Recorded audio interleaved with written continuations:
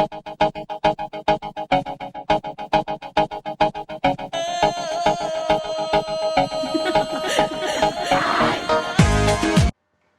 is the Spanish American War podcast for DQ's Honors Latin American History.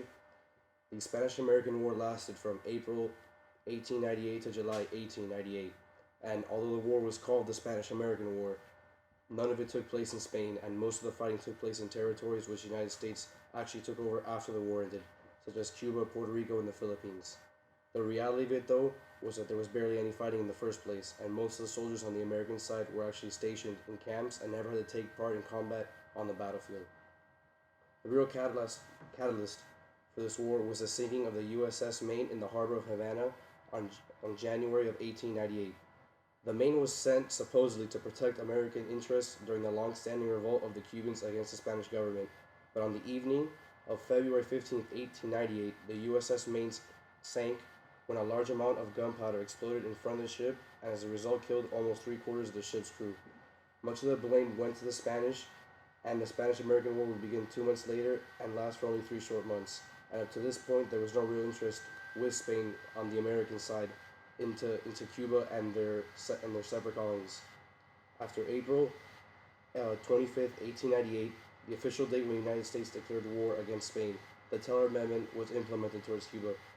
This amendment would later be changed to the Platt Amendment, which pretty much gave the United States full authority to intervene in Cuba in dealing with issues such as independence and sovereignty, and in general tended to, this Platt Amendment switched the United States' point of view and almost gave them any authority in Latin America.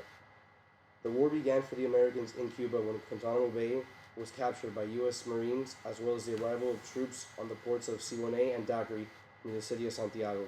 At the time, almost 200,000 Spanish troops were stationed along the entire island of Cuba. This posed a challenge for the Americans, because there were only 25,000 troops expected to land at Daiquiri to fight against the Spanish. But what was leaning towards the Americans was that there was a large amount of revolutionaries in Cuba who wanted to end the Spanish reign as soon as possible. One of these famous revolutionaries, Calixto Garcia, awaited the arrival of the Americans at Daiquiri, and along with his 5,000 men helped to fight the Spanish on the island. On the island, the most famous brigade of soldiers was the Rough Riders, led by future President Theodore Roosevelt, who took the city of San Juan away from the Spanish, forcing them to surrender around 20,000 troops and giving victory to the United States and Puerto Rico.